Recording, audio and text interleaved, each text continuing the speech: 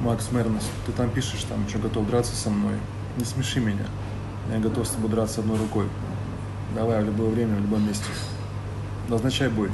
Ну что, друзья, Мажаров хочет бой, и он его получит. 3 месяца подготовки. Я думаю, что вполне себе из интернет-бойца получится около ММА-боец для того, чтобы там сразиться одной рукой, как он говорит, вполне себе достаточно. Поэтому ждите 3 месяца на подготовку, и, соответственно, можно будет уже там двоечку сделать.